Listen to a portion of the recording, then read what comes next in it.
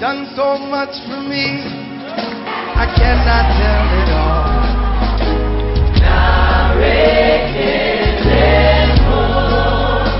What shall I render to Jehovah? For he has done so very much for me. Et j'ai pris le dispositif que vous voyez dans ma main. J'ai dit Seigneur, ce dispositif dans ma main, je le branche à mon enfant.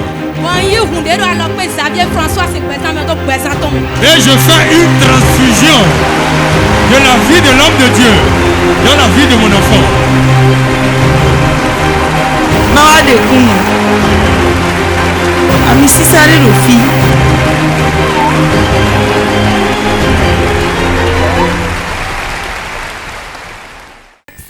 Sans mélange. Sans mélange. Je suis Tekl Dari. Je viens d'Akasato. Non, Tekl Ngosi Akasato. Le Seigneur a fait quelque chose pour moi et j'ai jugé bon le partager avec le peuple chrétien. Il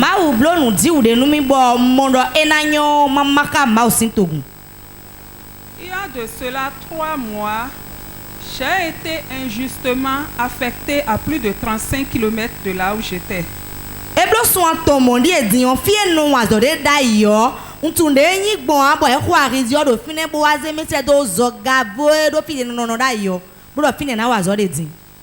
J'ai mené toutes les démarches pour qu'on me ramène au moins dans la localité où j'étais.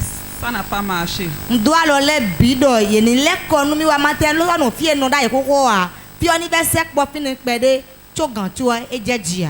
J'ai touché des personnes influentes sans avoir gain de cause. J'ai fait des navettes pour rencontrer mon supérieur hiérarchique en vain.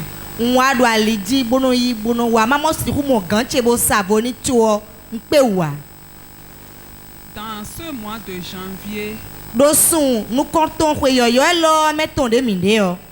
une sœur à qui je me confiais m'a parlé de Port TV.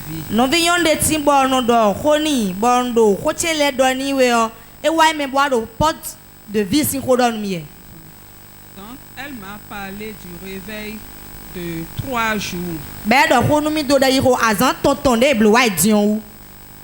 Difficilement j'ai accepté la suivre pour venir. Je suis venu, j'ai fait les 3 jours de prière. Beaucoup de choses se sont passées. Après cela, le mercredi passé, le prophète disait que de recevoir le miracle de 3 jours. Pour ceux qui ont besoin de quelque chose, ça ne marche pas, que dans ces 3 jours-là, ça va se réaliser de recevoir ça.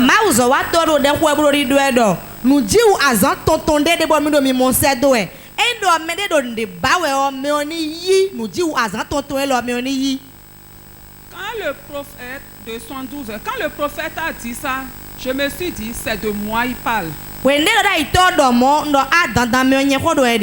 Mon heure a sonné. Donc quand il disait de recevoir, moi je disais, je reçois mon titre de mutation.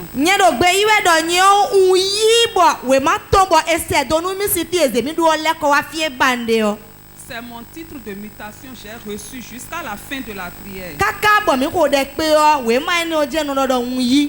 Et je demandais à Dieu d'écarter tous ceux qui ont entravé mon chemin dans la quête de ce papier.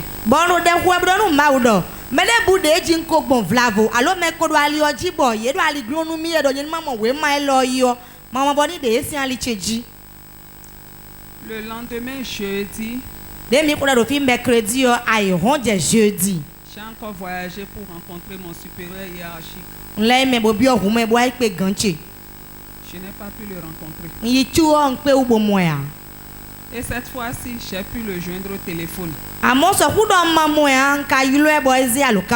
Depuis près de 3 mois, je n'avais jamais pu le joindre au téléphone.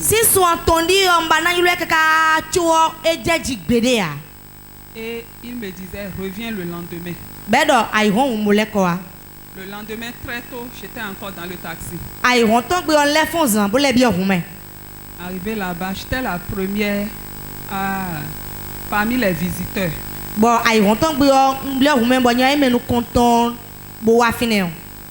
Mais il ne m'a pas vite reçu. Tous ceux qui venaient après moi, il les recevait. Avant de partir, j'ai oublié quelque chose. J'ai lapé, j'avais acheté le miel. J'ai lapé, j'ai prié, j'ai demandé à Dieu de faire que ce soit ma parole contre celle des autres quand je vais pouvoir le rencontrer.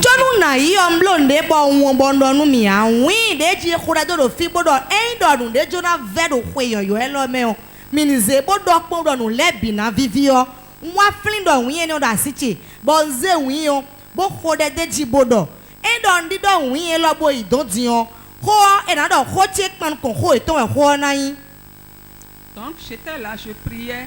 À un moment donné, j'étais découragée puisque tous ceux qui venaient après moi étaient reçus et j'étais là. J'avais faim, j'avais soif, mais j'étais quand même là, j'attendais.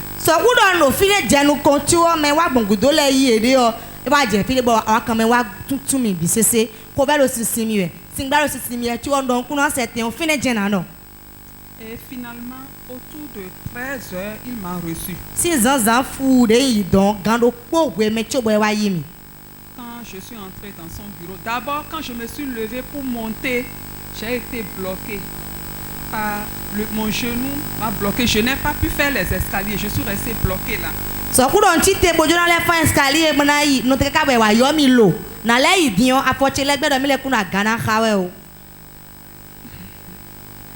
Et celui qui me disait, le chef t'appelle, m'a dit, c'est quoi? J'ai dit, je ne peux pas continuer.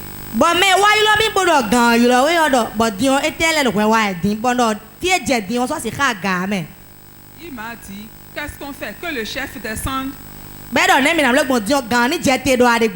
Et j'ai dit non. Et je me disais intérieurement, le Seigneur Jésus qui m'a conduit jusqu'ici, il ne peut pas laisser ma voix à ne pas faire ces escaliers.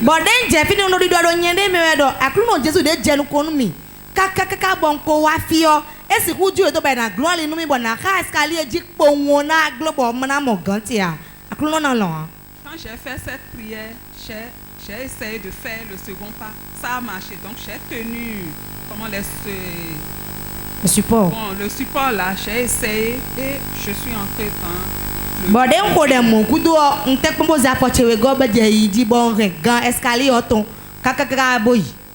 quand je suis entrée dans le bureau, je me suis dit intérieurement, ma parole contre celle de mes détracteurs.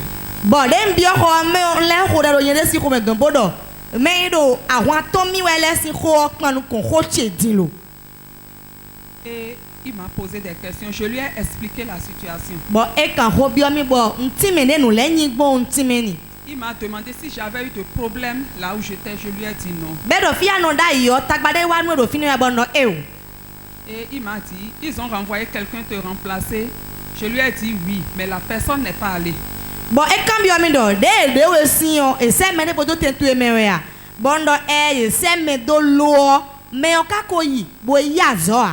Et il était vraiment fâché. Il a dit, je te retourne là-bas. Hey! Et j'ai dit non, papa. Je ne l'ai pas appelé chef. J'ai dit papa. J'ai dit non, papa. Mais je veux retourner dans la même localité, mais pas là.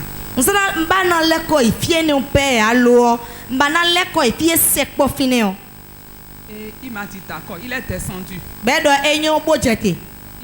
Il est allé voir le chef service qui s'occupe des mutations. Il est remonté me voir. Il m'a dit, j'ai déjà donné des instructions. Tu vas recevoir ton titre avant de quitter ici.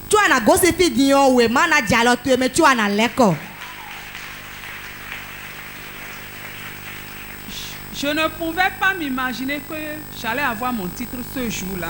Je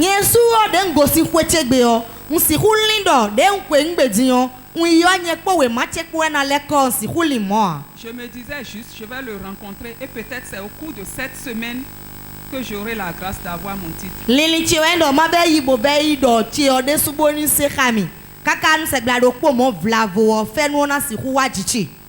Et mon titre m'amène juste à 2 km de ma maison.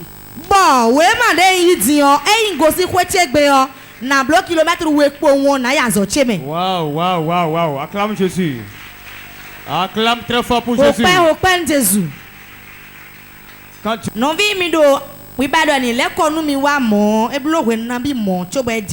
de 3 mois. Makambia do vlavo de ado hudo me omenele kontontu ele gbado ho de vlavo ye plawe iboko no gon we alo ina do amansien lo zan poudre lo di zan vlavo ache. C'est vrai, j'avais oublié ce détail là. Ene on so flimbo do ene on da ya. Quand je faisais les démarches et ça ne passait pas. Den we so le kan we bo e ma no jijeji we a. J'ai des amis qui m'ont proposé la visite de ces gens. Oh, quand on te délède, boa fin dans nous do. Oh, ene o be wa ma plawe e file bo. Nous sommes allés à 3 endroits. Bon, mais il fi ato. Et c'est la même chose, on entendait. Bon, mais d'ailleurs, on me disait, c'est la main de l'homme. Et ce n'est pas naturel. Et ils ont aussi fait gris-gris. Voilà pourquoi tu n'arrives pas à rencontrer les gens.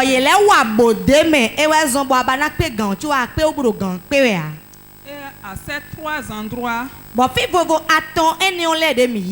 me demandait de faire sacrifice de coq. À 2 endroits, on m'a dit coq blanc. À un endroit, on m'a dit coq rouge.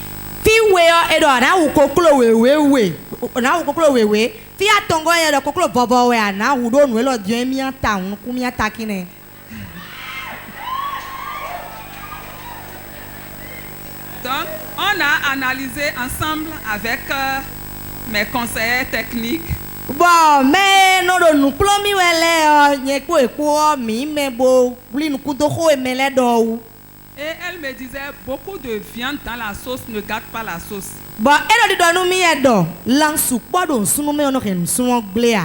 Donc si tu as l'argent, il faut faire à ces 3 endroits là. Alors quoi ou koklo bon fian to ene le bi. Mais je me disais je suis fatiguée. Amon no do nyene me no agbo pemi. Parce que sans vous mentir, ces gens sont trop bouffés mon argent. Pour d'autres situations. Donc j'avais décidé de ne rien faire. Mais il y a un parmi eux qui m'a tellement harcelé.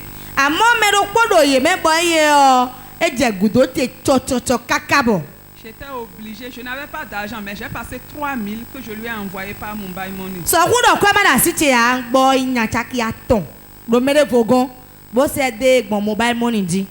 Et quand j'ai fini d'envoyer l'argent, je me suis demandé qu'est-ce que j'ai fait. Et je me suis dit, c'est toujours la tontine que je ne ramasse pas là que je continue de faire.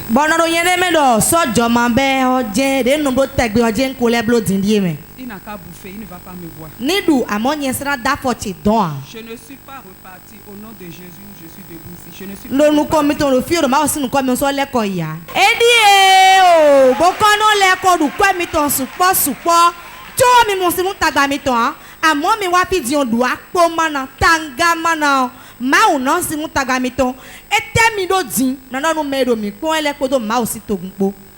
Je ne vais pas vous mentir. Ici, j'ai appris à prier avec foi.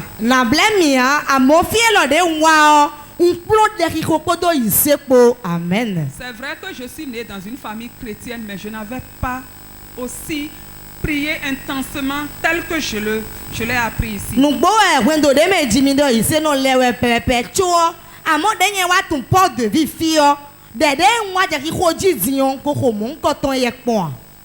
Donc j'ai compris que c'est parce que je priais avec légèreté que Jésus ne m'écoutait pas.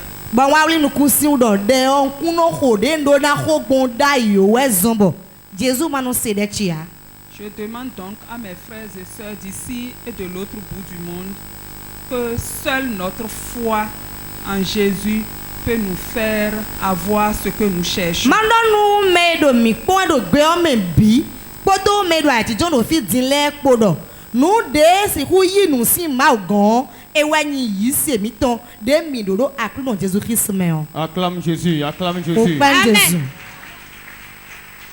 Sec. Sans mélange. Mawa de kun. Ami sisare lo fi.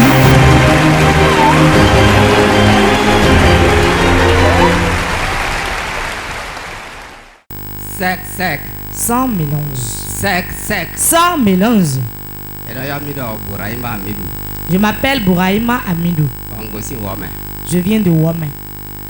Dimanche de Waya, Le dimanche passé, prophète m'ébénisé portable ton daga.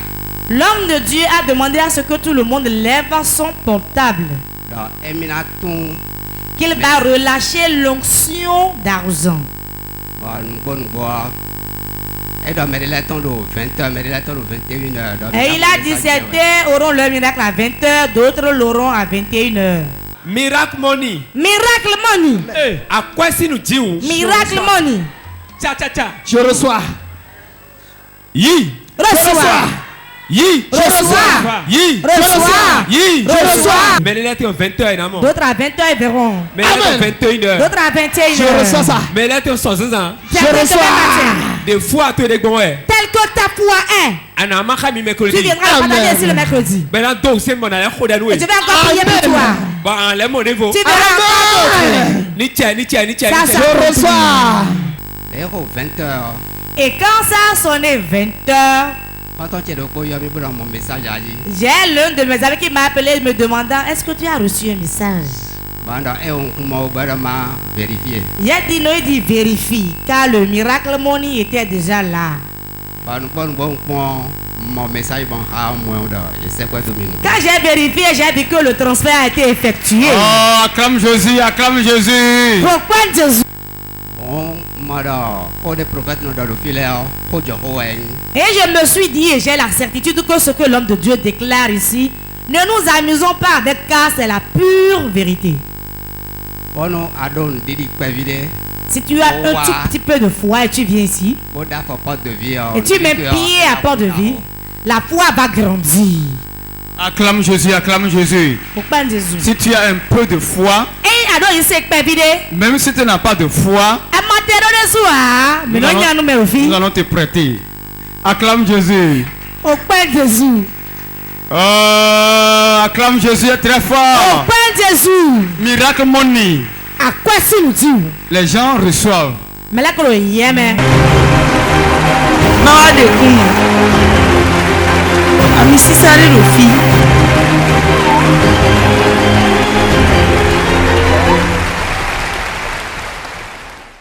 Sec. Sans mélange. Sec. Sans mélange. Non, à Moussou Paulette. Je m'appelle Amoussou Paulette. Je viens de Révier. La semaine passée, Dieu m'a surpris agréablement et j'aimerais le partager avec le peuple de Dieu. Dans mon service, il y a eu un problème qui est survenu sans que je ne sois même coupable. C'était tellement grave à telle enseigne que on m'avait dit de rentrer chez moi. Quand je suis allé au service, j'ai reçu une table dont j'ai lancé la commande. Quand tu lances la commande et que le repas est prêt, on sonne et tu iras chercher. Là où je travaille, il y a des caméras de surveillance partout. Quand on a sonné, j'étais parti prendre le repas. Chef cuisinier, Nous avons 2 chefs cuisiniers. Donc,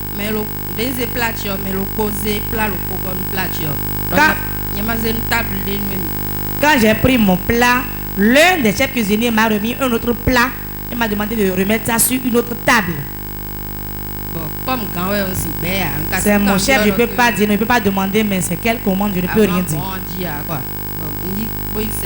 J'ai pris, j'ai été servi. J'ai servi, on a fini le boulot ce jour, on était rentré. Le lendemain, nos chefs étaient venus faire le contrôle.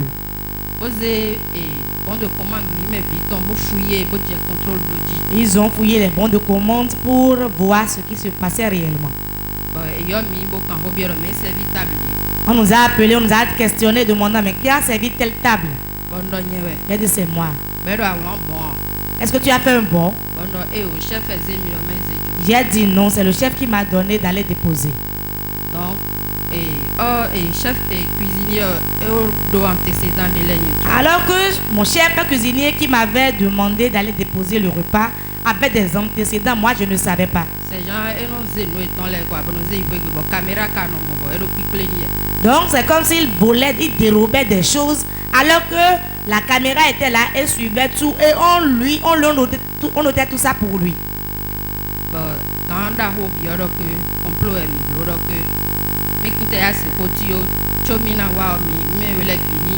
Et notre grand chef a dit, vous avez fait un complot. Donc avant que je ne vienne, vous deux, débarrassez les planchers.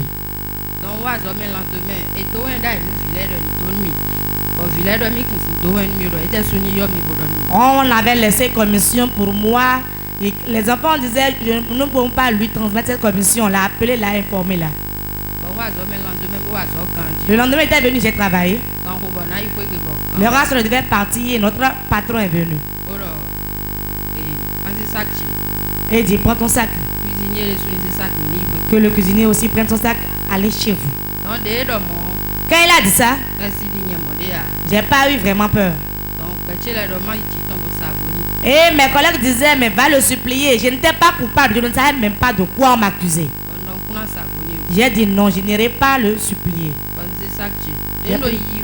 Quand je partais, j'ai entendu une voix qui me disait intérieurement, tu ne peux pas être chassé ainsi de ton service. Je suis rentré.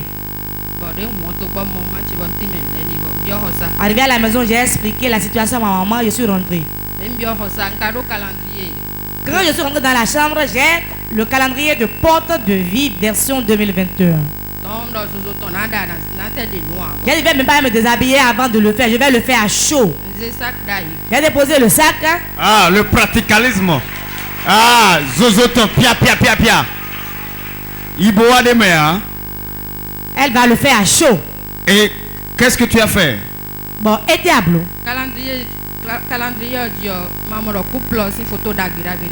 Sur le calendrier, vous savez qu'il y a la photo du groupe prophétique qui est bien jolie dessus, non? J'ai commencé par leur parler. Je parlais et si tu rentres, tu vas penser qu'il était avec quelqu'un à qui je me plaignais. J'ai dit, c'est vous deux, on a renvoyé, c'est pas moi. Azedo continue. Ah! Elle s'est déchargée sur le coup prophétique.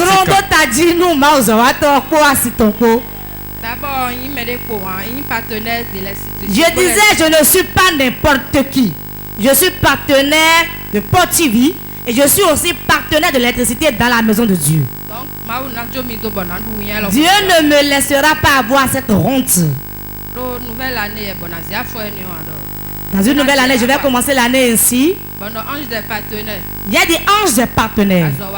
Tu as du travail. Avec vitesse. Tu iras là-bas dans mon service. Jusque chez le chef en haut. Et qu'il change de version. En même temps. J'ai prié le lendemain. Tout était bouleversé, chamboulé là-bas au service. L'ange est parti bouleverser tout là-bas. Oh.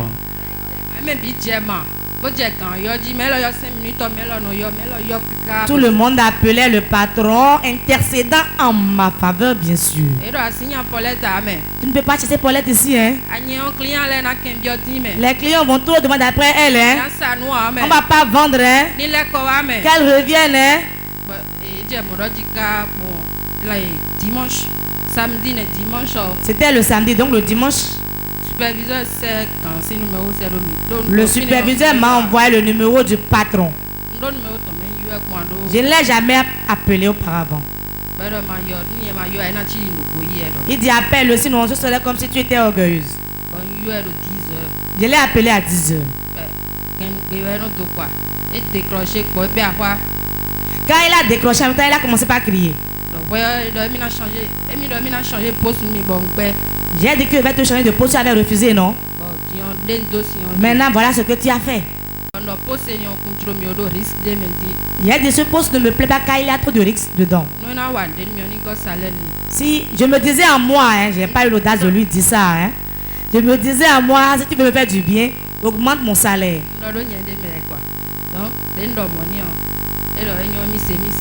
Il a dit c'est bon. Les gens me persécutent trop, reviens. Va au travail le lundi, Quelqu'un dit faux bruit. Donc, et tu es retourné à ton boulot. Je me souviens que c'est l'onction de Port de Vie qui t'avait attribué ce boulot. Et ils n'ont pas le choix. Hein. Ça, ce que l'onction a donné, personne ne peut l'arracher. Oh, acclame Jésus. Elle est partenaire Port TV, partenaire électricité. Elle porte de lumière. Jamais on peut la renvoyer. Quel message tu as à livrer à nos chers amis téléspectateurs et au peuple de Dieu?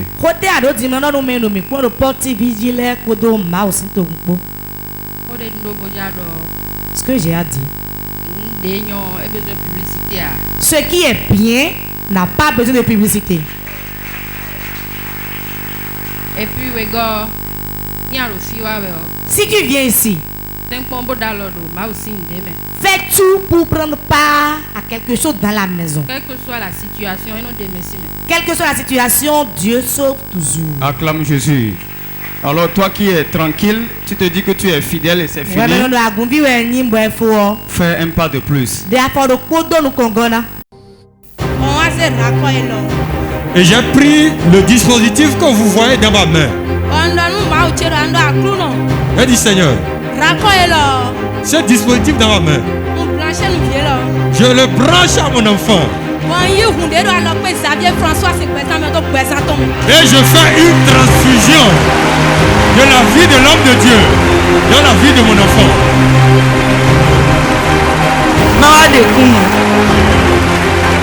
Ami Sisari Rofi.